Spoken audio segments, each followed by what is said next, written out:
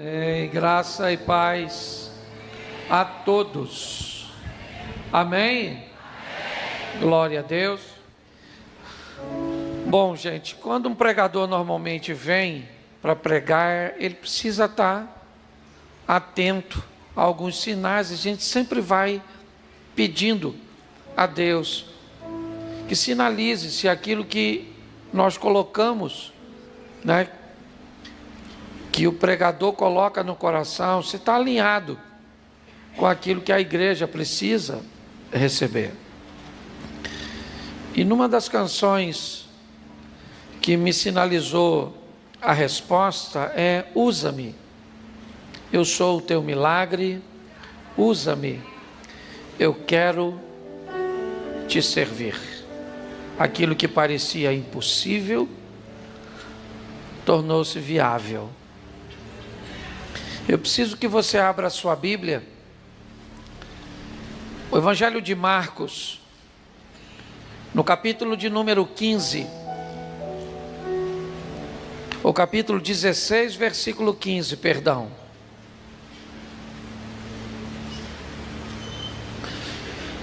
Marcos, capítulo 16, versículo 15. Diz assim a palavra do Senhor: e disse-lhes: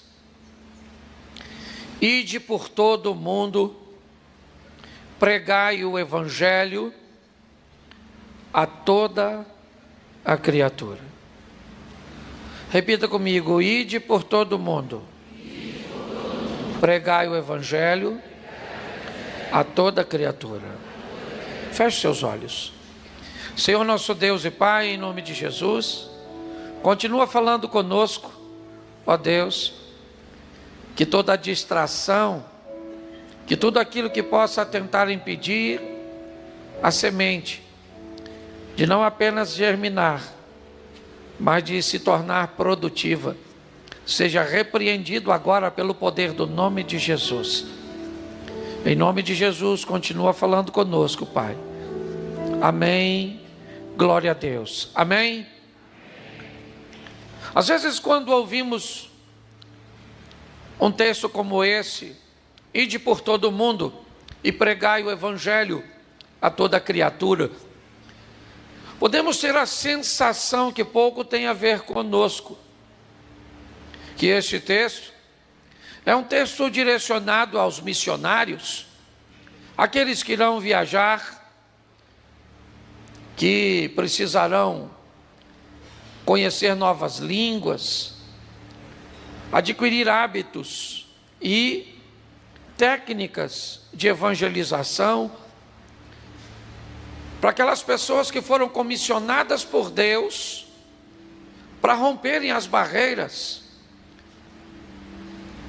Missionários em nações não alcançadas, aqueles que fazem missões em ambientes de mendigos, eles fazem missões no ambiente do cárcere.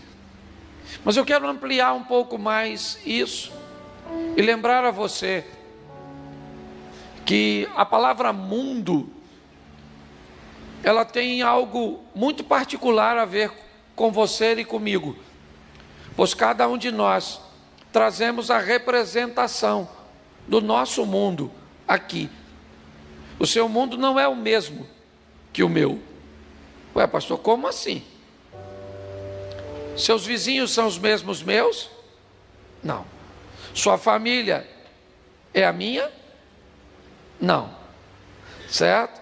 Suas amizades são as mesmas minhas? Não. Isso define seu mundo. Esse ambiente é um ambiente cujo qual você foi alcançado para que você possa transformar. A proposta da igreja é exatamente essa. Por que você acha? O que o apóstolo Ezequiel descreveu é um período de 35 anos. Isso não aconteceu da noite para o dia. Pessoas foram sendo alcançadas, e à medida que pessoas de outros mundos foram chegando, a igreja foi indo para outros bairros, para outros estados, outras cidades, para outros países, Foi o que ele narrou aqui. E por que isso chegou onde chegou ou está avançando? Porque a cada dia que passa, novos mundos, eles estão recebendo a palavra de Deus. É estranho a gente usar a palavra mundo assim, mas é desse jeito que eu quero que você entenda. O seu mundo precisa mudar. Ele é o ambiente que você trabalha. Ele é a sua vizinhança, certo? Ele são as pessoas que você conhece, e eu não vou mudá-lo não, eu nem conheço esse pessoal. Quem conhece é você. E é você que vai ter que ser usado para mudar esse mundo. É isso que a igreja faz. Aliás, eu tenho descoberto, apóstolo, que nós não viemos à igreja para ser salvo. Nós já fomos salvos como recebemos Cristo Jesus. Então por que é que a gente continua indo para a igreja mesmo depois de ser salvo? Porque se nós não estivermos aqui, o pessoal não vem. Eles têm que vir para nós mostrarmos para ele aquilo que nós recebemos, para eles irem levar. É assim que funciona. É por isso que nós estamos aqui direto, na igreja, oferecendo a outras pessoas aquilo que nós já recebemos em nome de Jesus. Então eu preciso fazer com que você entenda isso hoje, para que você possa ir para o seu mundo, tá certo? Vá para o seu mundo, prega o evangelho a quem? A toda criatura. Isso, a criatura que você gosta, a criatura que você não gosta, entendeu? Tem gente que você gostaria que fosse para o inferno, mas não pode, entendeu? Tem uns parentes seus que você olha e diz: pastor, tomara que a gente não lembre que é parente, senão vai ser difícil viver no céu. Mas é importante que venhamos entender isso. Então eu vou te mostrar. Você não precisa abrir, eu quero que você olhe para mim, eu quero a sua atenção. Eu vou usar o texto bíblico, mas eu preciso que você preste atenção em mim, porque seu papel é sair daqui para mudar seu mundo. Diga para quem está do seu lado: vá mudar seu mundo. Isso aí. Vá mudar seu mundo. Repita de novo: vá mudar seu mundo. Agora, para ficar mais pessoal, diga assim: eu vou mudar meu mundo. Isso. Olhe para mim agora. Jesus está arrebanhando um grupo de homens com o propósito de mudarem seu mundo. André é um dos primeiros a reconhecer isso. Ele era um dos discípulos de João, um dos primeiros a serem alcançados pelo Evangelho no Novo Testamento. É o irmão de Pedro, André. É André que fala para Simão que tinha encontrado Jesus. Um grupo de homens está sendo formado, montado, instruído para mudar o ambiente que eles frequentam. Eles são treinados para isso, bem preparados, é verdade. Mas muito mais do que alcançar esses homens, o que eles estão recebendo é muito maior do que eles possam imaginar. Eles têm um modelo mental de que a salvação é apenas para os judeus, o povo escolhido. Eles ainda não têm um entendimento de que isso vai mudar, que Jesus vai dar uma amplitude muito maior a isso, e todos aqueles que receberem a Cristo como Senhor e Salvador, receberá desta atitude o poder de serem feitos filhos de Deus. Romper com isso seria um grande desafio para todos os discípulos. Todos eles tinham sérios preconceitos quanto a algumas coisas. Era uma visão muito limitada. Chega um determinado momento que Jesus precisa ampliar isso. E ele descobre que seus discípulos não estão preparados para irem a todo mundo. Ele vai precisar de mais gente, como o apóstolo Paulo mais à frente, indo para o mundo que Pedro não conseguiu alcançar. Ele vai precisar de uma série de pessoas ao longo da história, e dentre elas, o projeto Vida Nova, certo? Que traz consigo suas características, suas peculiaridades, que conseguiu se comunicar com mais eficiência, com mais eficácia, com um grupo de pessoas. E não tem nada de errado nisso. É o mundo do projeto Vida Nova, louvado seja Deus. Mas eu vou te apresentar 2 exemplos. No Evangelho de João, no capítulo 4, uma história bem estranha vai acontecer. Diz mais ou menos, se você gosta de acompanhar, eu vou ler bastante, mas vou falar pouquinho. É só para você sair daqui. Ó, João capítulo 4. Quando o Senhor entendeu que os fariseus tinham ouvido que Jesus batizava mais discípulos que João, ora ainda que Jesus mesmo não batizava, mas sim os seus discípulos, saiu da Judéia e foi outra vez para a Galiléia, e era necessário passar por Samaria. Foi ter em Samaria, numa cidade chamada Sicá, junto à herdade que Jacó havia dado para o seu filho José. Estava ali a fonte de Jacó. Jesus, cansado do caminho, assentou-se junto à fonte. Era quase a hora sexta, era quase meio-dia. Seus discípulos tinham ido à cidade comprar comida. E disse Jesus, dá-me. E veio uma mulher de Samaria tirar água. E disse Jesus, dá-me de beber. E ela disse, como tu, sendo judeu, me pede beber a mim, que sou mulher samaritana? Abre parênteses, porque o judeu não se comunica com o samaritano. Fecha o parênteses e bota uma pontuaçãozinha. Jesus disse, mulher, se tu conheceras o dom de Deus e soubesse quem é o que te diz, dá-me de beber, tu é que me pedirias e eu te daria da água viva. Ela falou, o poço é fundo, o senhor não tem com o que tirar. És tu maior que o nosso pai Jacó, que bebeu ele mesmo deste poço, como também toda a sua família e todo o seu gado. Jesus disse, mulher, aquele que beber desta água tornará a ter sede, porém aquele que beber da água que eu lhe der nunca mais terá sede, porque a água que eu lhe der se fará um manancial que salte para a vida eterna. Ela gostou da conversa e falou, Senhor, onde pois o senhor tem desta água?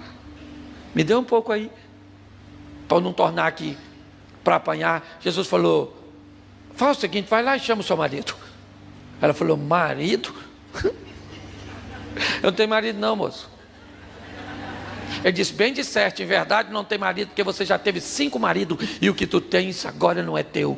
Ela falou, nossa, que vergonha, veja que o senhor é profeta. Mas nossos pais disseram que nesse local é o lugar de adoração. Vocês dizem que Jerusalém é o local da adoração. Ele disse, ora vem, que nem nesses montes nem em Jerusalém adorareis o Pai, porque o Pai busca verdadeiros adoradores que o adorem em espírito e é verdade. Mais à frente um pouquinho, para a gente ganhar tempo, a mulher deixa o cântaro, sai correndo para a cidade. Os discípulos estão chegando das comprinhas que fizeram, e olha que coisa fantástica. Jesus vai a Samaria. Não era um local muito agradável para os judeus. Havia um litígio, uma briga, né, entre eles. Eles não gostavam de se misturar. Isso é uma coisa antiga entre eles. E agora Jesus vai passar por Samaria. Chega em Samaria com seus 12 discípulos, para perto do poço do Jacó,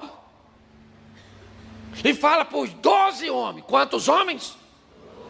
Vamos fazer compra lá no supermercado de Samaria. Ô gente, peraí. Tinha quantos homens com Jesus? Não, com Jesus. Com Jesus 3. Beleza, matemática. Quantos homens foi fazer compra? Ó, vamos lá. Tinha 13 homens. 12 foram fazer compra, quantos ficou? Então, os 12 foram comprar comida para quantos? Ah, agora sim. Ô gente, seja franco, o homem é lesado, mas mandar 12 fazer compra para 13 é gente demais para esquecer. É ou não é? Porque o homem é assim, o homem, se a senhora tem um, a senhora tem que saber. É um negócio difícil. Eu lembro da história da mulher que olhou para o filho, 5 anos de idade, começou a desconfiar que o filho não era nem dela nem do marido. 5 anos de idade. Falou, esse menino esquisito, não parece comigo, não parece com o pai. Fazer um teste de DNA nesse garoto. Foi lá, colheu e fez escondido do marido o teste de DNA. O resultado chegou. O menino não era filho nem dela nem dele. 5 anos criando o garoto. Ela ligou para o marido desesperado e falou: meu amor, tem uma bomba para te falar. Ele falou: o que que é? Esse menino não é meu filho nem seu. O marido tranquilo falou: nossa, você é muito esquecida. E ela falou: esquecida por quê? Ele diz: você não lembra que nós estávamos saindo da maternidade, o menino se sujou todo, se cagou todo? E você falou comigo: volta lá e troca o garoto. Eu fui lá, deixei o cagado, peguei o limpinho. É lógico que isso não aplaude, não.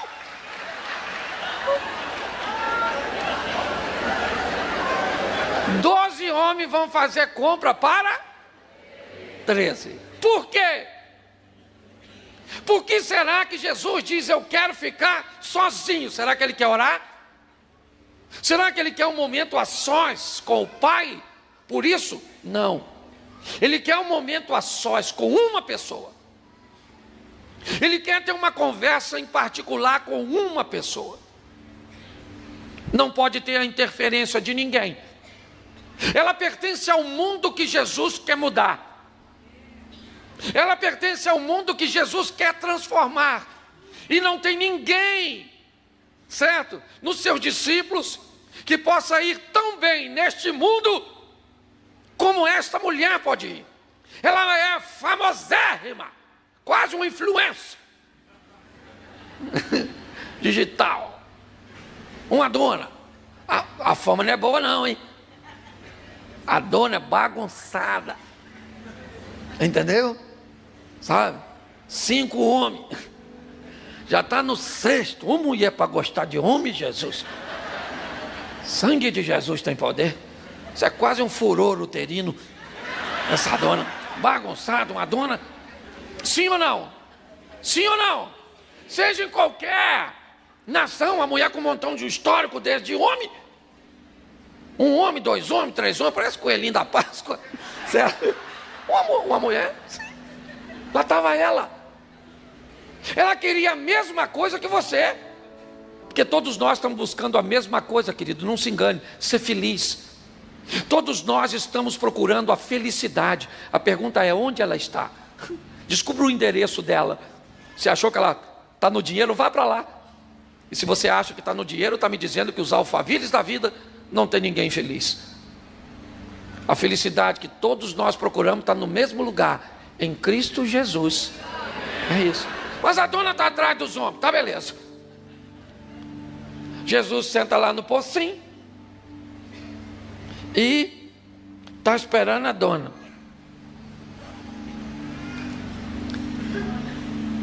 Ela não sabe que ele marcou um encontro com ela, porque você talvez não saiba que ele marcou um encontro com você aqui nessa noite.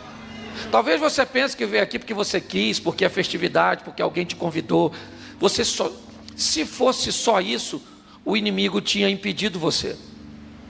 Você está aqui porque ele marcou um encontro com você nessa noite, para dizer para você que há um mundo para você mudar. O mundo que o apóstolo não vai mudar, que eu não vou mudar, porque não é o nosso mundo, é o seu mundo. E você precisa sair daqui equipado para mudar seu mundo. É assim que funciona. Ele está lá sentadinho, quando quem vem? A dona. Uma cordinha, um cântarozinho para apanhar água. Quando ela olha para o poço, o que é que tem perto do poço? Um homem. Entendeu? Um homem. Ela gosta de quê? Isso. Me ajuda a pregar. Ela gosta de homem. O que tem lá perto do poço? Um homem. O homem que ela está atualmente é compartilhado. Jesus vai falar: você está com um homem que nem é seu, tá? Estava tão ruim de achar homem que já estava compartilhando homem. Ela olhou, mas aquele homem não serve, porque ele é judeu e ela é, puxa vida, não vai rolar. O que ela não sabe é que vai rolar. O que ela não sabe é que ela vai encontrar o sétimo homem, o homem perfeito. Um homem que não quer seu corpo, quer sua alma. Um homem que não quer tirar dela prazer, quer oferecer a ela prazer e dar a ela um sentido na vida. O que ela não sabe é que aquele homem não é como os outros homens. Ele vai acabar com a vergonha, com a humilhação, ele vai dar sentido, vai dar direção. Coisas que ninguém pode fazer por você, ele pode. E lá vem ela. Meio-dia, quem é que põe a água meio-dia no Oriente Médio, pai? Apóstolo. Água quente. Horário de pegar água de manhã cedinho, madrugada fria. Pega uma água geladinha, bota no cântaro de barro, fica geladinha. Mas de manhã quem vai buscar água são as mulheres da comunidade. E as mulheres da comunidade não querem andar com essa dona que todo mundo pega. Essa piriguete. Entendeu? Fama ruim, ninguém quer ser visto. Marido nenhum quer sua esposa andando com essa dona bagunçada. Má influência. Então ela não pode ir de manhã, vai meio-dia pegar água quentinha. É o que deu. A culpa dela ir meio-dia é de quem? Das mulheres? Sim ou não? De Deus? A culpa é de quem? Isso aí. Falar dos outros é fácil. É dela sim, essa dona bagunçada. Mas quem é que está sentado perto do poço? Jesus. Jesus está precisando de uma missionária. Mas essa aí não vai servir, né, gente? Vidinha desse jeito assim. Cuidado com a sentença que você dá para os outros. Cuidado. Cuidado, você pode se surpreender. Amanhã ou depois, aquele que você dava por perdido teve um encontro com Jesus e vai estar nesse altar pregando a palavra para você. A igreja só está aqui porque acredita nisso. Quanta gente chegou aqui desacreditada, quanta gente chegou aqui, ninguém dava nada por eles, e vocês acreditaram nessas pessoas, e hoje elas são pastores, são ministros. Olhe bem. Aí ela vem, mas ela só quer pegar água, e esse homem não serve. Quando ela vai pegar água, Jesus fala assim, a tradução é minha, tá? Você me dá um pouco d'água, por favor? Ele nem estava com sede. Mas ela falou, como o senhor ousa falar comigo? Que eu sou uma mulher samaritana, seu estrangeiro. Sou uma mulher decente, não estou aqui para ser abordada por homem. Sabe de nada, inocente. Jesus olhou para ela e deve ter pensado, dona, sei até quem te pega, quem pegou, quem vai pegar, eu conheço é tudo da sua vida. Eu conheço, é verdade, você vai encontrar com ele, você pode não saber nada a respeito dele, mas ele sabe tudo a teu respeito. Não interessa de onde você vem, pode estar debaixo de uma figueira, pode estar onde for. Ele sabe por onde você passou, quem te magoou, quem te ofendeu, quem te abandonou, quem te traiu. Ele sabe que não era para você estar vivo, mas você só está vivo porque ele marcou um encontro com você aqui hoje. E pronto. E pronto. Olha só. Ele falou para ela assim: ô dona, se tu conheceras o dom de Deus e soubesse quem sou eu, quem é o que te diz, dá-me de beber, você que me pediria, e eu te daria da água viva, dona. Ela falou, o quê? Homem é tudo mentiroso. Já está querendo, falando que tem água. Se tivesse água, não estava me pedindo. Ó, falar uma coisa para o senhor. Escuta, o poço é fundo. A cordinha e o cântaro está comigo, tá? O senhor não tem com o que tirar. Aí ele falou, vamos tentar de novo. Aquele que beber desta água aí, dona, do H2O do poço, tá vendo, lourinha? Tornará a ter sede. aquele que beber da água que eu lhe der, não tem mais sede. Porque a água que eu lhe der, ele não está falando da sede da água, ele está falando da sede da vida, do prazer de viver, da satisfação de viver. É isso. Ele diz: eu coloco algo dentro de você, que você não vai ter necessidade de mais nada. Mas a dona está olhando para a água. Ô, mulher para gostar de homem de água. Ela falou assim: me dê aí um pouquinho então dessa água aí que o senhor tem aí. Onde é que está? No recipiente. Para que eu não volte aqui. Note que ela não quer mais voltar no poço. Não gosta do pocinho, não. Por que será que ela não gosta do poço? Porque todos os dias, provavelmente, ela vai ao poço, sim ou não? Porém, ela vai sozinha. Porque ninguém quer andar com... Não tem credibilidade. Não tem bom testemunho, não tem nada. E ficou chateadinha. Com o pocinho. Não gosta desse poço. O poço deve ter falado: o que eu te fiz? Nem te peguei, maluca. Vive uma vida torta e agora fica arrumando ideia? Olha só.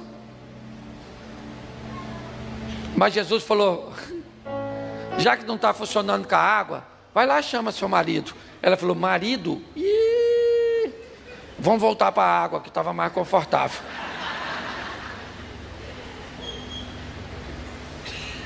Ela disse: eu não tenho marido. Ele disse: você disse a verdade.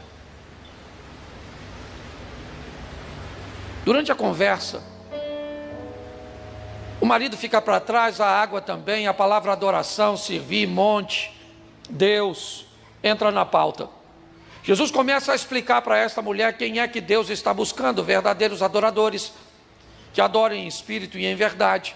Conversas que ele deveria ter com Pedro, Tiago, João, Filipe, André, ele está tendo com a samaritana, explicando o dom de Deus, explicando quem Deus anda buscando e procurando. Que conversa sem pé e sem cabeça é essa que Jesus está tendo com essa estrangeira samaritana?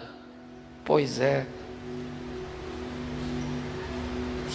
Enquanto Jesus está explicando tudo isso a ela, dizendo para ela, e ela acreditando que ele é o Messias, quem é que vem chegando? Os discípulos com as comprinhas. Chegou lá com as comprinhas. Quando eles estão chegando, a mulher rapou fora, saiu correndo, mas deixou o cântaro para trás e a corda. Por dois motivos: provavelmente para Jesus tirar a água, e depois porque ela está dizendo: eu já estou voltando, eu estou indo lá, mas eu já volto. Sabe onde ela foi? Na mesma cidade que os 12 discípulos foram. Os discípulos foram fazer compra lá, sim ou não? Quantas pessoas ele evangelizaram? Ninguém. Eles voltam de mão vazia. E está comendo. Jesus nem comeu, ficou só olhando. De repente, quem é que aparece lá na esquina, virando a curva assim? A dona. A dona foi lá na cidade e falou: aí, rapaziada, chega aí. Fui lá no poço. Vocês não vão acreditar. Quem estava lá? O Messias. Rapaz, falou comigo, Messias. Ele mudou minha vida. Eu imagino os caras olhando e falando assim: ô querido, ó, o Messias nunca ia aparecer para alguém com a vida torta igual a sua. O Messias ia aparecer, se tivesse que aparecer, para os certinhos. Como você disse que você, com a vida desse jeito, teve um encontro com o Messias? Ele mesmo disse: os sãos não precisam de médico, mas sim os doentes. Eu não sei quem você é, o que você já fez, qual é o seu passado, qual é a sentença que dão a seu respeito. Eu sei de uma coisa: Deus tem um futuro para você que não tem nada a ver com o seu passado. Se as pessoas não acreditam em você, ó, beijinho no ombro, que se dane se acredita ou não acredita. Eu sei que vem ela, foi lá e falou para os caras: vambora gente, vamos lá ver o Messias. E os caras foram. A dona está... Eu imagino Jesus olhando para ela, trazendo aquele montão de gente e olhando para os discípulos. Ele não está criticando, ele só está dizendo para mim, para você, por discípulos, para ela, que cada um tem a responsabilidade de mudar seu mundo. Aquele era o mundo dela, era a obrigação dela mudar seu mundo e não dos discípulos. Agora ela traz consigo aqueles homens e diz: olha, aquele ali é o Messias, o que não está comendo. Eles conversam com Jesus, pedem para Jesus ficar com eles alguns dias. Dias depois, aqueles homens chamam a mulher e dizem: mulher, no começo nós acreditamos porque você disse. Porque no começo é assim. Não tem nada de errado no começo da sua caminhada você começar com um pouco da experiência dos outros. Mas isso precisa acabar. As experiências dos outros têm que dar lugar às suas próprias experiências. Aquilo que Deus tem para fazer na sua vida, na sua casa, certo? No seu casamento, nos seus filhos. Está na hora do milagre parar de acontecer perto de você e começar a acontecer em você. Está na hora de parar de acontecer na casa do outro e acontecer na sua. Você vai dizer: o meu casamento, os meus filhos, a minha saúde, a minha comunhão com Deus. Pois é. Aquela mulher fez a diferença, porque Samaria era o mundo dela. Jesus pegou seus discípulos e foi embora. E Samaria recebeu a palavra de Deus. Posso ouvir um amém? Amém. Pois bem. Mas Samaria era muito pouco, né? Está ali entre Jerusalém, a Galileia, aquele lugar, era um lugar que, pelos discípulos, a salvação não chegaria, mas chegou. Mas ainda era muito pouco, precisava ir mais além. O lado leste do mar da Galileia, a terra dos gentios, Decápolis, as 10 cidades pagãs. Agora esse é o alvo de Jesus. Marcos capítulo 4, a partir do verso 35. E sendo já tarde, disse-lhes: passemos para outra banda. E os discípulos, deixando a multidão, levaram consigo, assim como estava no barco, mas havia também com ele outros barquinhos. Levantou-se um grande temporal de vento, de maneira que as ondas subiam sobre o barco e ele já quase se enchia. Ele estava deitado na popa do barco sob a almofada, e despertaram dizendo: mestre, mestre, não se te dá que pereçamos? E ele, despertando, disse ao vento: cala-te. Disse o mar: aquieta-te. O vento se aquietou e houve grande bonança. E disse: por que sois tão tímidos, ainda não tendes fé? E sentiram um grande temor, diziam uns aos outros: mas quem é este que até o vento e o mar lhe obedece? Versículo 1 do capítulo 5. Chegaram na outra banda, na província dos Gadarenos, ou dos Gezerenos, não sei como é que está a sua tradução. E agora o que que vem de lá? Um cara pelado, maluco, cheio de demônio, correndo na direção de Jesus. Pensa, que visão do inferno. Aquele maluco correndo, peladão. Eu imagino o discípulo. Pô, acabamos de sair de uma tempestade. Lá vem o peladão. E veio ele. Todo mundo conhecia ele. Ele atacava as pessoas, gritava, se feria. As pessoas mudavam sua rota para não passar perto dele. Morava nos sepulcros. Ele se aproxima de Jesus e falou: que tenho eu contigo, filho do Altíssimo. Oh, filho do Altíssimo. Bom, não foi o homem que identificou Jesus. Não foi. Isso eu tenho certeza. Ele estava endemoniado. Então não foi ele. Ele nem conhecia Jesus. Não foi o Espírito Santo que revelou. O Espírito revelou a Pedro. E você, Pedro, quem dizeis vós ser o Filho do Homem? Pedro diz: você é o Cristo, o Filho do Deus vivo. E aí Jesus diz: aventurado é você, irmão Bajonas, que não te revelou a carne e o sangue, mas o Espírito do meu Pai que está em... E não era o Espírito do Senhor que estava naquele cara. Quem estava lá era Satanás. Então quem chamou Jesus de filho do Altíssimo é quem sabia que ele era filho do Altíssimo. E o diabo sabia que Jesus estava do outro lado para fazer alguma coisa. E o que Jesus veio fazer neste mundo foi destruir as obras de Satanás. Então o diabo sabia. O que tenho eu contigo, filho do Altíssimo? O diabo sabia que o problema era entre ele e Jesus, e não o recipiente. Jesus falou: como é que é seu nome, ó, rapaziada? Falou: meu nome é Legião, porque nós somos um montão aqui alojado nesse maluco pelado.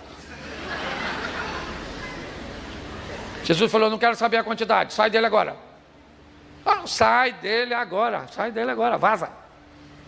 Aí o demônio falou: a gente pode entrar nesses porquinhos? Jesus falou: nos porquinhos pode, é só sair dele, não me perturba não. Aí entraram nos porquinhos, jogou os porquinhos lá dentro do lago, os porquinhos morreram tudo afogado. Rapaz, o cara tomou um banho, trocou de roupa, parou de ficar gritando, sentou perto de Jesus. Olha que beleza. Ninguém dava nada por ele, um endemoniado, esquisito, pelado. Seja franco.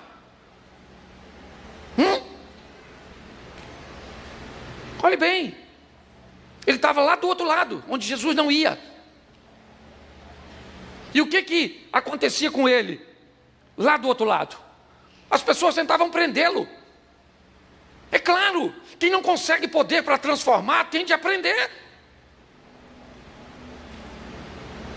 Um ambiente que não tem poder de transformação, tem que estabelecer um ambiente de prisão. Essa é a grande verdade. E por que é que do outro lado não tinha transformação? Porque Jesus não estava lá. Porque assim que Jesus chegou com ele a transformação. O cara pelado agora está vestido.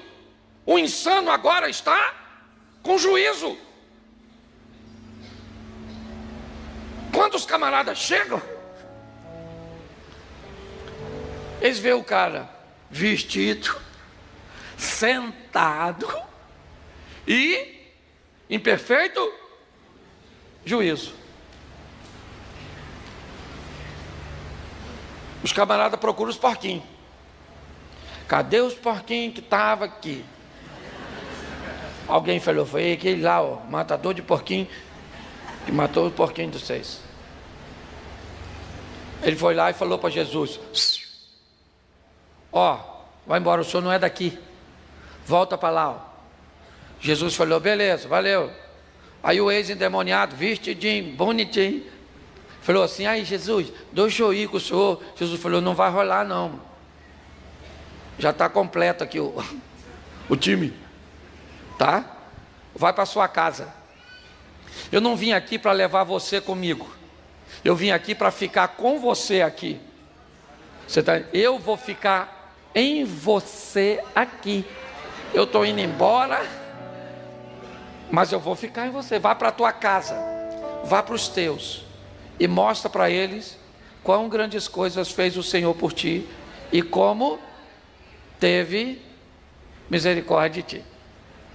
Aí eu acho maior barato. Eu imagino ele indo para cá. Pensa, assim, eu fico construindo a imagem na minha cabeça. Ele indo para casa assim, vestido, e a família olhando. Olha lá, parece será que é ele? Mas está vestidinho. Não está mais doido não. Eu acho maior barato quando Jesus muda a vida da gente, que as pessoas começam a olhar a gente com desconfiança. É ou não é? Antigamente as pessoas tinham certeza de quem você era. Agora ela já tem dúvida. Ó, parece ela, ó, só está com a língua menor. Menina, está quieta, não fala mais dos outros. Será que está doente? Eu acho que vai morrer.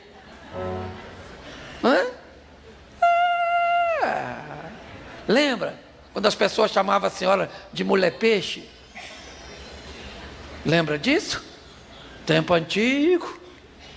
Tá certo? As coisas mudam. Quando Jesus chega, o passado fica para trás. Tem muita coisa do seu passado e do meu que eu não tenho honra, que eu não gostaria de ter vivido, mas vivi. Eu gostaria de ter vivido num lar direitinho. Meu pai casou 8 vezes. Ele, Fábio Júnior e uma turma. Acho que era da mesma turma. Eu já vivi coisa que eu me envergonho, mas não me matou, não me destruiu. Ele me achou como achou aquela mulher. Ele me achou como achou aquele homem. Eu estava pobre, cego, nu, eu não era nada. Ninguém acreditava em mim. Eu fui dar meu primeiro beijo com 17 anos. 17 anos, nenhuma menina queria namorar eu. Morando em Xerém, um lugar pequenininho, um pai desse jeito, com aquele montão de mulher. Qual é a mãe séria e pai sério que gostaria de um filho de um indivíduo desse?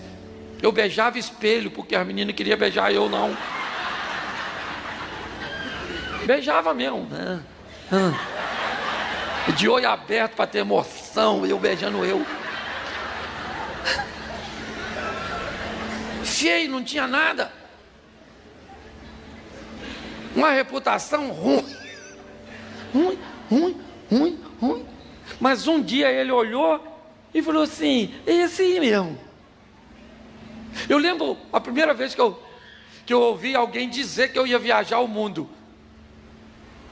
Eu pertencia a uma igreja dessas pentecostal, sabe? Do manto.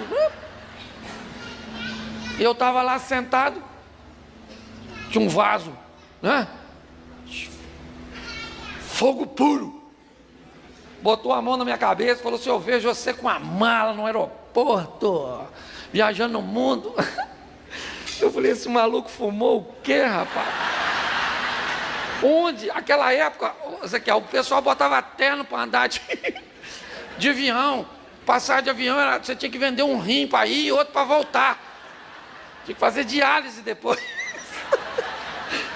O cara bota a mão na minha cabeça e disse que eu ia viajar o mundo. Eu falei: deve ser um maconheiro sem vergonha que veio no culto. Você pensa que eu acreditei? Tem que ter fé para se cumprir. Tem não, meu filho. Precisa não. Se ele falou, você precisa ter fé para manter. Você precisa ter postura para levar adiante, botar nas suas costas e fazer com que o nome dele seja glorificado através da sua vida. Então eu não sei de onde você veio. Eu sei que ele pegou uma maluca que virou missionário lá em Samaria, um pelado. Jesus falou: vai para sua casa. Capítulo 5, capítulo 7, finalzinho do capítulo, versículo 50, 51. E ele volta àquelas terras, pelos termos de Tiro e de Sidom, entrando pelo território de Decápolis. 2 anos e meio depois, Jesus volta lá. Capítulo 8, os primeiros versículos. Ele vai fazer lá a segunda multiplicação dos... Tinha 4.000 pessoas, sem falar mulheres e crianças, para ouvir Jesus pregar e depois comer, porque crente... Pergunto eu para os irmãos, durante esses 2 anos e meio, da primeira visita até a segunda, quem foi que Jesus deixou lá para pregar a sua palavrinha? 3 palavrinhas. O ex-pelado, que agora está vestido. Pastor, o que o senhor acha disso? Eu acho que todo mundo tinha que ter um demônio. O Ezequiel, ou acho, pastor. Ou acho. Porque ia ser tão fácil de pastorear. Por quê? Porque se todo mundo tem um demônio, o que você faz? Faz só um modelo de culto, exorcismo. Vem aqui, você é demônio agora, sai, entra nos porquinhos, mata. Aí o demônio sai e a pessoa fica boa. Qual é o problema? É que a maioria das pessoas não tem demônio, o que está na pessoa é a própria pessoa, Ezequiel. E aí nós não podemos expulsar dela ela. Como é que eu vou falar agora? Sai daí, Cláudio! E tu aplaudiu?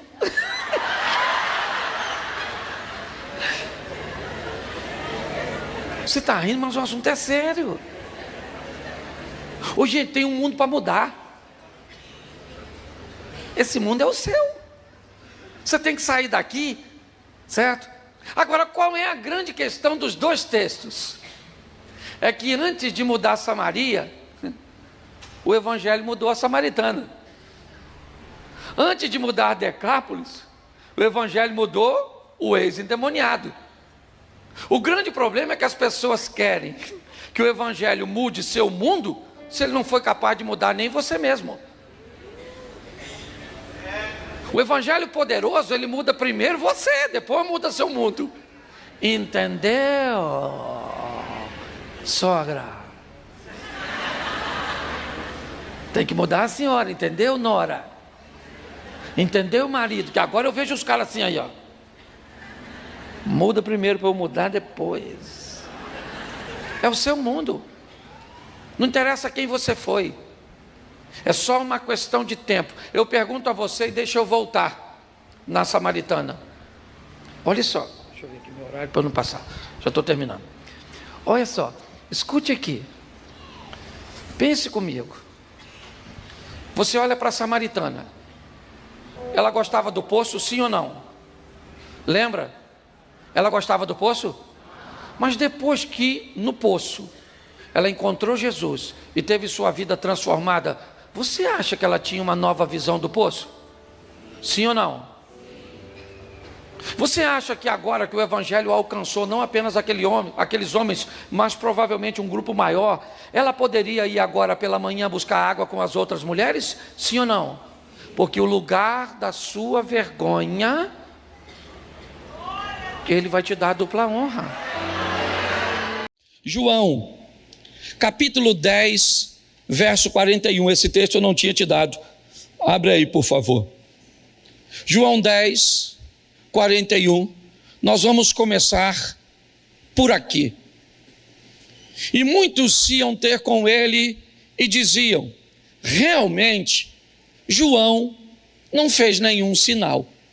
Porém, tudo quanto ele disse a respeito deste era verdade. Feche os seus olhos. Senhor nosso Deus e Pai, em nome de Jesus, eis aqui a tua palavra. Continua falando conosco. Usa-me como um canal de bênção nesta hora, pelo poder do nome de Jesus. Você pode dizer amém? Amém. Glória a Deus. Nós estamos diante de uma descrição, não apenas, a de João, mas, aliás, o que escreve o texto, não é o mesmo João cujo texto está inserido, tá certo? É João, irmão de Tiago, falando de João Batista, primo de Jesus. É isso que esse texto está dizendo. O João citado ali no texto é o filho de Isabel e de Zacarias, certo? Aquele que vai pregar no deserto. Segundo Jesus, não houve ninguém nascido de mulher maior do que João. Ninguém. Nem Davi, nem Moisés, nem Salomão, nem Abraão, ninguém. O único maior que João, segundo Jesus, é ele. Não há nenhum outro. Mas o que João tem de tão especial? Quantos milagres João fez acontecer? Quantos sinais ele operou nessa terra? Ele curou o quê? Multiplicou o quê? O que João fez para se destacar no conceito não apenas de Jesus, mas de um dos discípulos? Descrevendo isso, João era alguém que trabalhava com a verdade. Ele não era perfeito, se atrapalhou um pouco, porque a Bíblia gosta de mostrar fraquezas de pessoas exemplares para mostrar que não há 100% de perfeição. João foi um discípulo chamado para profetizar no deserto e foi muito bem enquanto estava no deserto. O dia que resolveu, por motivo eu não sei qual, sair do deserto para profetizar no palácio para Herodes, ele perdeu a cabeça. Ele acabou morrendo porque saiu de onde estava, talvez para ir para onde gostaria de estar. Mas João foi alguém que trabalhou com a verdade de tal forma que ele se destacou, mas perdeu a cabeça porque disse uma verdade que não deveria ser dita, pelo menos naquele ambiente, pelo menos daquela forma. Hoje eu quero apresentar a vocês algumas verdades que precisam ser ditas sim, mas a pergunta é: será que não é necessário arrumar um melhor jeito para contar uma verdade, para expor muitas vezes uma deficiência, para chamar a atenção de alguém com amor, com respeito e com carinho? Porque se não podemos, ao invés de solucionar um problema, causarmos mais problemas ainda. Então eu separei algumas verdades que eu acho que vale a pena você avaliar ou avaliarmos. E junto com elas, avalie o pastor. Junto com elas, avalie a igreja. Junto com elas, avalie meus líderes, as pessoas que caminham comigo, porque meu nome está arrolado ao delas, e o delas está arrolado ao meu. Não dá mais para separar isso. Mesmo que eu quisesse, eu não tenho como fazê-lo. Então é importante que você, como membro, entenda se esse é um ambiente que te aproxima de Deus, ou te aproxima muitas vezes das luzes, te aproxima muitas vezes da popularidade. Nós não podemos perder o foco, estamos às portas. Então vai aí, a primeira verdade, certo? Que não pode ser dita. Coloca para mim, por favor, Mateus, capítulo 28. Mateus 28, 11. Esse texto eu já te dei, certo? E indo elas, eis que alguns da guarda foram à cidade e contaram aos principais dos sacerdotes tudo o que sucedera. Verso: reunindo-se eles em conselho com os anciãos, deram grande soma de dinheiro aos soldados, dizendo o quê? Recomendando-lhes que dissessem: vieram de noite os discípulos dele e o roubaram enquanto nós dormíamos. Olhe para mim, porque nós temos uma verdade aqui muito perigosa, e ela não pode ser dita, pelo menos na visão dos religiosos, dos sacerdotes. Jesus acaba de ressuscitar. Essa é a grande verdade. Se você for ver a história narrada na Bíblia, quando os soldados sentem a presença do anjo que vai remover a pedra, eles fingem estar desmaiados. A narrativa do que aconteceu é dos próprios soldados. Então eles não desmaiaram, eles não estavam inconscientes, eles viram tudo o que aconteceu, só que não havia neles poder de resistência. Então eles têm um problema agora. Eles vão dizer aos sacerdotes que aquele que havia morrido acabou de ressuscitar. Isso é verdade, sim ou não? Mas não pode ser dito, porque ela vai atrapalhar o sistema. Verdades não podem ser ditas quando, ou não devem para algumas pessoas, quando elas começam a atrapalhar o sistema.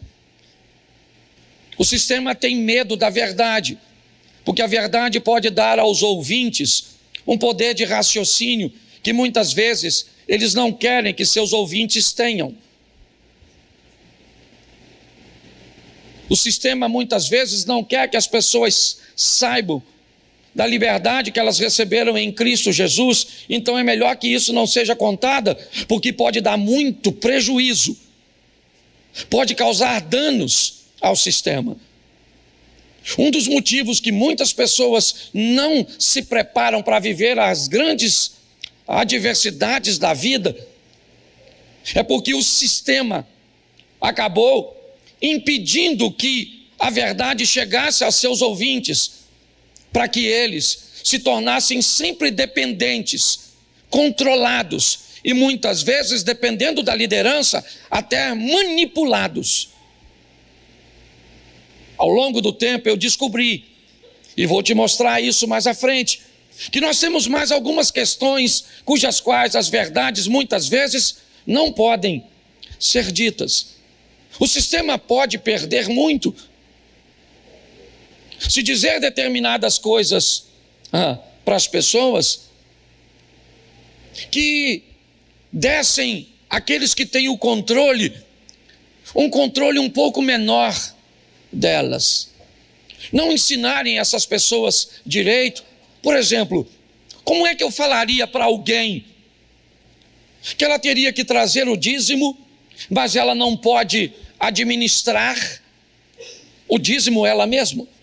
Por que é que você não pode pegar o seu dinheiro e distribuir o seu dinheiro? Você já parou para pensar nisso?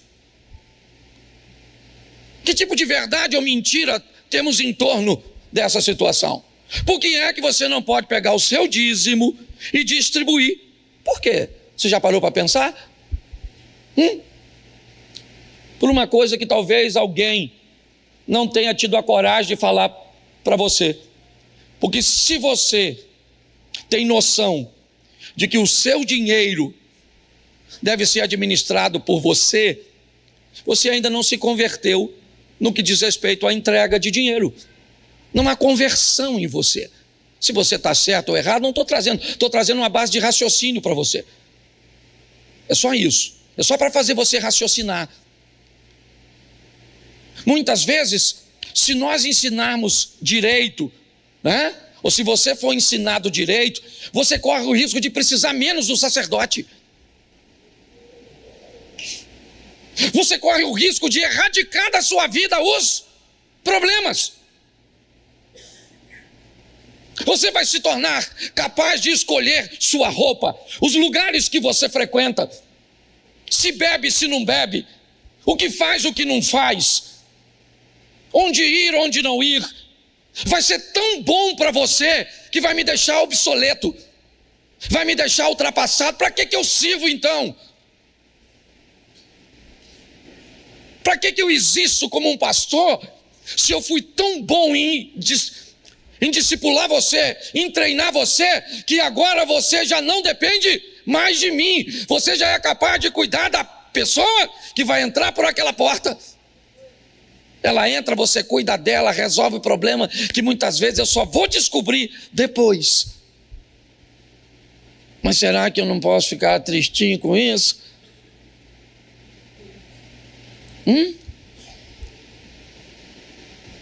Então talvez é melhor não ensinar direito e fazer com que sempre haja uma dependência. Me pergunte onde vai, se vai fazer, se não faz. Tem verdades que, se elas forem ditas, elas prejudicam o sistema de uma tal forma que não haverá mais dependente de pessoas e vai começar a ter nas igrejas apenas dependente de Deus. Mas será que isso é bom? Talvez esse seja um nível mais elevado e eu já comecei, né? Já jogando um pouco mais pesado. Mas o sistema, ele não gosta muito da verdade. Conhecer as coisas, aprender as coisas, certo? Pode abrir seus olhos, e alguém com olhos abertos é extremamente perigoso. Ele pode questionar, ele não come qualquer coisa, ele não aceita qualquer coisa. É assim que funciona. Segundo ponto, para eu não me deter num só. Primeira carta do apóstolo Paulo à igreja de Coríntios, capítulo 3, verso 1. Coloca para mim, por favor. Eu, porém, irmãos, não vos pude falar como a espirituais, e sim como a carnais, como a meninos em Cristo, porque a tradução está diferente, né? Leite, deixa eu ver aqui como é que está a tradução. Isso, vamos aqui. Leite vos dei a beber, não vos dei alimento porque ainda não podeis suportá-lo, nem ainda agora podeis, porque ainda sois, preste atenção, o segundo propósito, objetivo de que uma verdade às vezes não deve ser dita, é pela falta de maturidade daqueles que vão ouvi-la. Às vezes você precisa dizer a verdade a uma criança, mas como dizer uma verdade para uma criança, se ela ainda é tão criança para saber essa verdade? Se você tem uma criança muito pequenininha, e ela pergunta para você o que é sexo, como é que você responde para ela? Não é extremamente desafiador? Não há nela maturidade. A falta de preparo dos ouvintes, muitas vezes faz com que, como é que nós vamos falar na igreja sobre bebida alcoólica? Pode? Não pode? Como é que nós vamos fazer? Como é que nós vamos explicar para a igreja, todas as coisas me são lícitas, mas nem todas me convêm? Será que não é arriscado demais mexermos em assuntos como esse? Será que não podemos prejudicar mais as pessoas? Mas quando é que nós não vamos prejudicar? Quando vai chegar um dia que nós vamos poder falar com pessoas maduras, coisas verdadeiras, para que elas consigam entender o que é lícito e o que não é lícito, para que elas consigam entender que muitas vezes, certo, o remédio e o veneno está apenas na dosagem. Quando nós vamos poder usar o púlpito, poder usarmos as salas de aula? Quando nós vamos poder ser um pouco mais duros para falar, um pouco mais incisivos para ensinar? Quando nós vamos aprender com Jesus que alguns, ao serem ensinados, virarão as costas e irão embora, porque não gostaram do ensino, porque o ensino estava forte demais, o confronto estava muito intenso, e entre mudar de postura e mudar de igreja, é muito mais fácil mudar de igreja. Quando enfrentaram um discurso duro de João no deserto, deixaram o deserto e foram conversar com Jesus. Foi todo mundo para perto de Jesus. Sabe o que Jesus disse? O que foste ver no deserto? Uma cana agitada pelo vento? Se acharam que as coisas com João não estavam boas, eu não vou aliviar para vocês aqui não.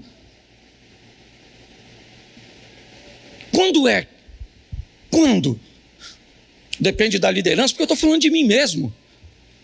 É o ano da revisão, é o meu. Eu estou aqui, certo, revisando o que eu estou fazendo. Qual é o meu papel nessa história? Qual é o meu papel? Porque eu sou pastor de uma igreja. Um dia eu vou ter que prestar conta de tudo isso. Então, quando é que nós vamos poder olhar para isso? E olhar, os ouvintes estão preparados. Quantos anos eles têm? Não, já tem 10, 15 anos. Tem gente com 20 anos na igreja. Tem gente que já passou por 3, 4 igrejas. É importante nós revermos essas questões, porque muitas vezes nós vamos ter sérios problemas por causa da falta de preparo dos ouvintes. Então eu tenho que sonegar. Eu não posso entregar, né, a verdade. Eu não posso falar sobre que tipo de foto, que tipo de curtida, que tipo de comentário, que tipo de grupo, certo? Não. A vida é minha e eu não quero nem saber o estrago que eu faço na vida do outro com as minhas ações. É mais ou menos desse jeito. Então, muitas vezes, a falta de preparo dos ouvintes é um dos motivos cujos quais a verdade não pode ser dita. Lembra quando a missa era em latim? Era falar para o povo não entender, já de propósito, para não causar nenhum tipo de problema. Então acho que vale a pena nós olharmos um pouquinho mais de cuidado, porque é isso que o Paulo está dizendo. Olha, eu tenho que falar com vocês desse jeito. Eu não gostaria. Aliás, não era tempo de falar com vocês nesse tom, esse tipo de conteúdo, mas é o que eu posso entregar a vocês. E me parece que tem um tempo que ele está com o povo, que ele diz, nem mesmo agora eu posso fazer isso, depois de estar com você. Então eu digo a você, procure saber a verdade das informações que chegam até você, a veracidade dos fatos, para que consigamos viver mais perto de Deus. Porque se não é verdade, é mentira. E se é mentira, Deus não está presente. Porque o pai da mentira é Satanás. Deus trabalha com a verdade. Terceiro, segundo livro do profeta Samuel, capítulo 12, verso 18. Ao 7º dia morreu a criança, e temia o servo de Davi informá-lo que a criança era morta, porque diziam, eis que estando a criança ainda viva, lhe falávamos, porém não dava ouvidos à nossa voz. Como, pois, lhes diremos que a criança é morta, porque mais se afligirá? Às vezes, a verdade não pode ser dita, porque o ouvinte pode ficar traumatizado. Sim. Às vezes é o cuidado com aquele que vai ouvir que faz com que nós criemos os monstros. Olha bem, Davi está deitado, sem comer, sem tomar banho, orando, jejuando e pedindo a Deus por seu filho. O filho dele morre. Os homens estão à porta. Eles estão temerosos em dizer a Davi. Por quê? Porque na cabeça deles se ele está desse jeito com um filho doente, se nós falarmos que esse menino morreu, ele vai piorar. Então é melhor nós não falarmos nada. Vamos ficar aqui quietinho. Não vamos dizer para ele a verdade. O menino já está morto, não adianta ele orar mais. Ele está orando, Senhor, faça meu filho viver, dá saúde para o meu filho, mas o menino já morreu, mas ninguém tem coragem para falar com ele. É até louvável o que está acontecendo aqui, sim.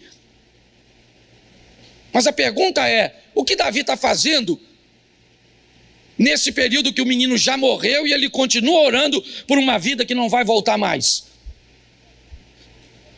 Será que muitas vezes, quando nos omitimos de falar determinadas coisas com medo de infligirmos dano, estamos ajudando ou prejudicando as pessoas? Com que tipo de criações e limitações que chegamos até aqui? Como é que nossos pais nos tratavam?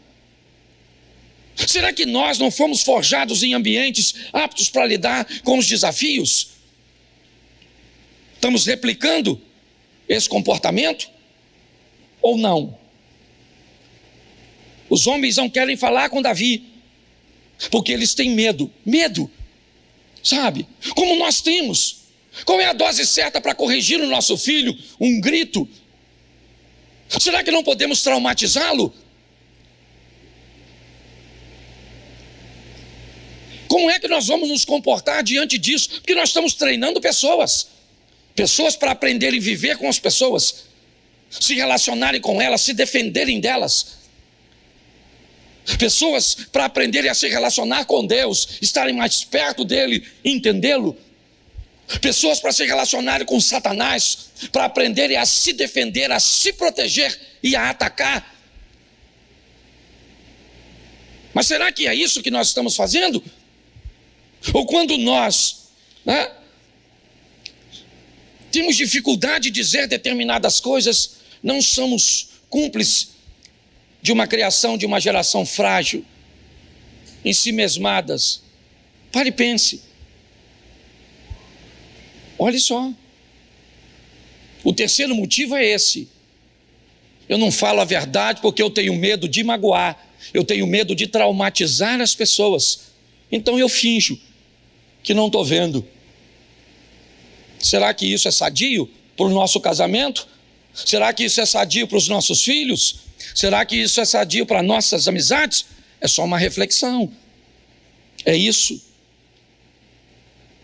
O quarto motivo que uma verdade não deve ser dita, coloca para mim, 2 Samuel 1,16. Vamos lá. 1,16. Tendo Davi passado um pouco além, certo? Dobrando o cimo. Bom, vamos lá. Só confere para mim aí. Segundo livro do profeta Samuel, capítulo de número 1, verso de número 16. É esse o texto que está aí?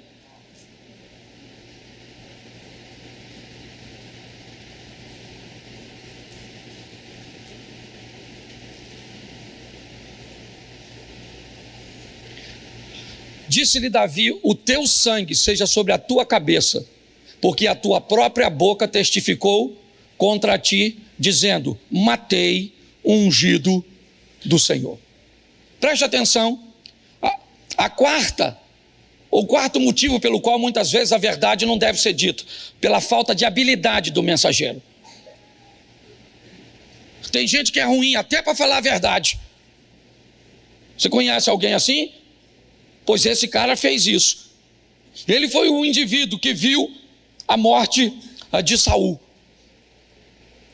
Se você vê como ele conta, eu não vou narrar aqui não, porque não tem tempo, certo? Mas se você vê como é que ele conta uma situação difícil, era um problemão. Mas ele tem dificuldade. Deixa eu te contar uma história, eu não sei, eu já contei isso aqui, não sei se você vai lembrar. O rei sonhou que os dentes dele caíam e ficava um dente só. E ele começou a escovar aquele dente, um dentinho só aqui, com todo carinho, no sonho dele, e o dente caiu também. Ele ficou desesperado com aquele sonho e chamou um sábio para dizer para ele o significado do sonho. E quando ele chegou, o sábio chegou, o rei contou: eu sonhei que meus dentes caíam tudo, ficava um dente só, e eu escovava ele com todo jeitinho, e o dente caiu também. O sábio disse: isso é um sonho terrível. Mas o que significa? Cada dente seu que está caindo é um parente seu que vai morrer. E o último dente é você que morre. O dente falou: prende esse miserável. Isso é coisa de falar do rei? Dando mais notícia para o rei: prenderam o infeliz. O rei, ainda intrigado com aquilo, mandou chamar um outro sábio. E quem já foi chamar já avisou: ó, o primeiro que foi se lascou. Olha o que você vai falar. E ele chegou lá. O rei falou para ele: olha, eu sonhei que meus dentes caíam tudo. Ficava um dente só, eu escovava e ele caía também. O sábio falou assim: mas isso é um sonho sensacional? O rei falou: é? Ele falou: claro, majestade, vida longa ao rei. O significado desse sonho é que o senhor vai viver mais do que todos os seus familiares. O rei falou: gostei. Dá presente para ele. Na saída, um cara que estava na porta disse para ele assim: ô, você falou a mesma coisa que o outro. O outro falou: os parentes morrem primeiro e você morre por último. E você disse: vai viver mais. Então preste atenção. Olhe só. Ele tem uma verdade, sim ou não? Mas tem verdade que não pode ser dita, porque se você for falar com o seu marido, vai piorar. Se você for falar com o seu filho, com a sua sogra, se você for falar, se você não tiver habilidade para falar, você vai ter sérios problemas. Porque para uma verdade ser dita, não basta ela ser verdade. Aquele que vai dizer precisa estar preparado para falar. Você quer ver? Coloca aí um cara altamente preparado para falar, 2 Samuel 12:1. Bota aí o 12:1. Pensa num cara para falar as coisas legais. Vai lá. O Senhor enviou quem? Natã. Pensa num cara legal. Olha só. O cara que levou a notícia de que Saul tinha morrido, Davi mandou ele fazer o quê? Ou fazer o quê com ele? Matar, sim ou não? Sim ou não? Davi mandou o cara que levou a notícia da morte do Saul ser morto. Sabe o que Natan vai levar para Davi agora? A notícia que ele sabe que Davi estava pegando Batseba, que tinha mandado matar Urias. Davi, o Natan sabe pensa, não é um cara bom para morrer? Sabendo tanta coisa ruim assim a respeito do... Ele tem uma missão, qual é? Falar, mas ele não é otário. Há uma linha muito tênue entre o corajoso e o insano. Pensa ele chegando lá: majestade, falar uma coisa para o senhor tem vergonha nessa cara do senhor, não? Um homem igual o senhor assim, pegou a mulher do outro aí, e eu soube, porque Deus falou comigo. Aqui em Xerém tem uma história.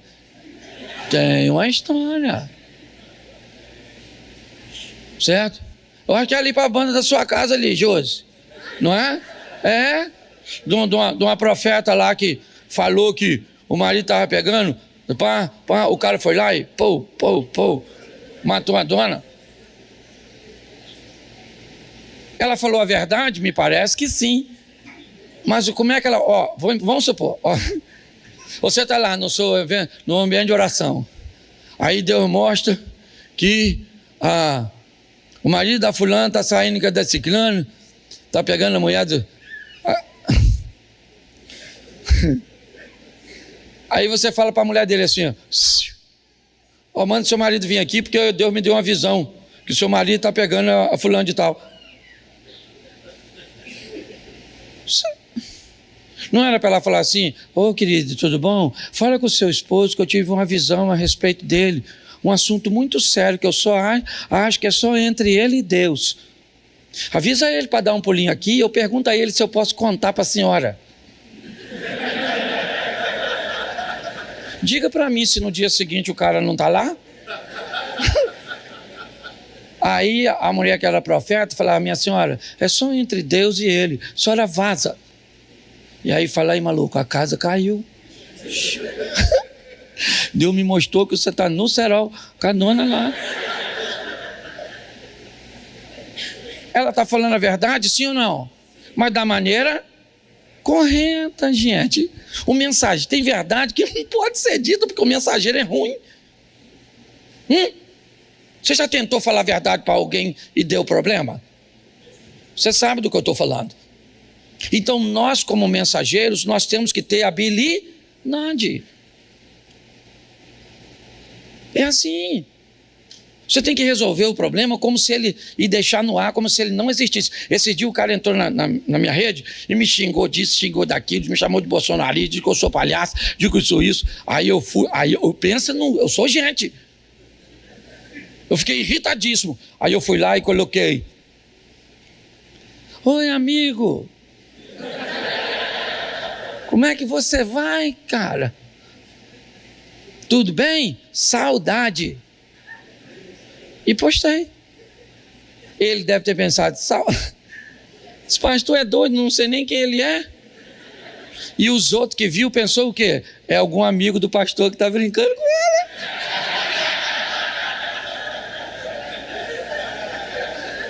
Eu constrangi o cara. Esse dia eu estava com essa aqui, almoçando, veio 2 donas, deixou a metade da roupa em casa e pediu para tirar foto comigo. Veio com os peitos quase de fora, a dona parecia mimosa. Sabe o que ela disse? Posso tirar uma foto? Eu falei: lógico, pode. Ela viu, pode. Mas, por favor, eu amo tirar selfie.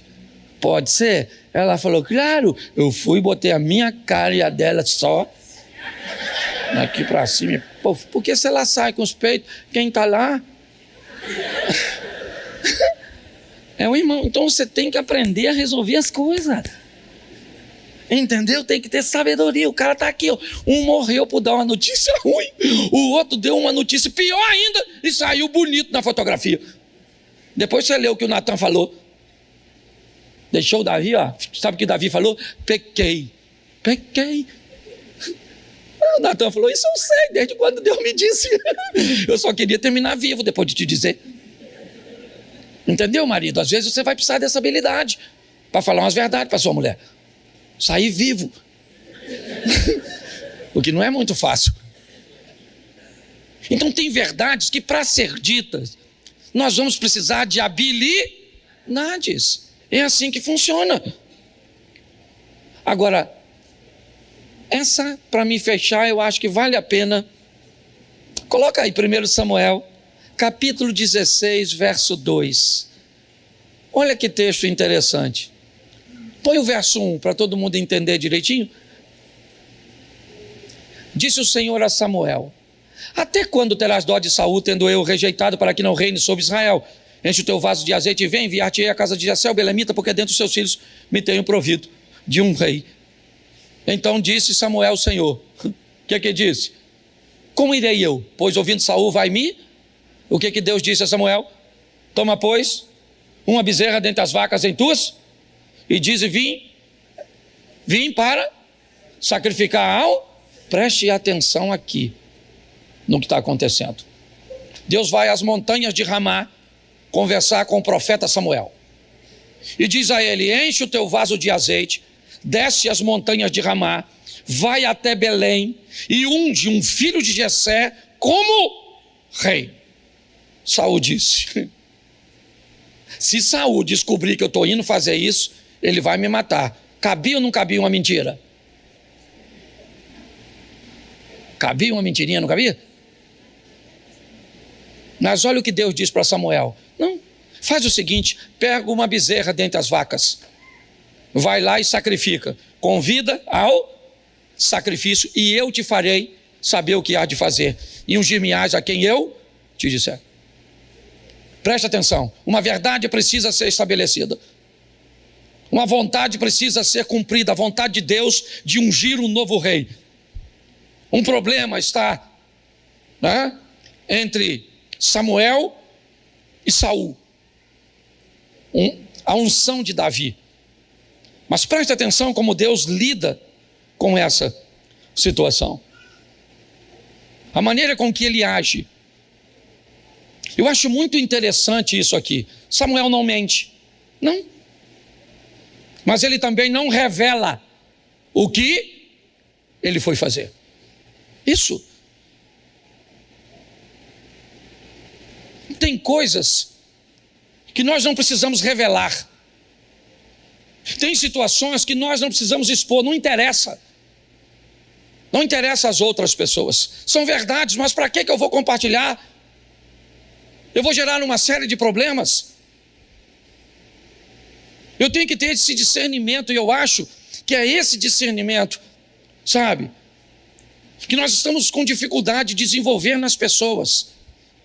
Sabe, essa linha do bom senso, até onde pode, não pode, até onde eu faço, eu não faço, eu falo, até onde isso prejudica. Será que eu sou capaz de olhar para a igreja, para entender os danos que eu posso causar quando eu faço algo, quando eu ajo de alguma forma? Ou será que eu tenho que continuar sonegando as informações? Será que as pessoas têm que continuar sempre ouvindo uma parte do todo, porque não são capazes de absorver o todo? E aí, nós sempre vamos estar envoltos numa série de confusões. É porque um disse, porque o outro disse, é porque um fez, porque o outro fez, é porque um postou uma foto, e a foto estava desse jeito, e frequentou esse lugar, e comprou, e não pagou, e fez isso, e o líder... ele sempre está muito confuso, ele sempre está muito atarefado, sabe? Porque a gente não pode ensinar. Essa foi a minha pergunta. Olha, essa semana eu preguei todos os dias.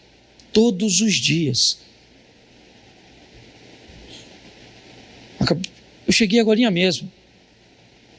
Eu passei para bastante lugares, passei mal em Fortaleza.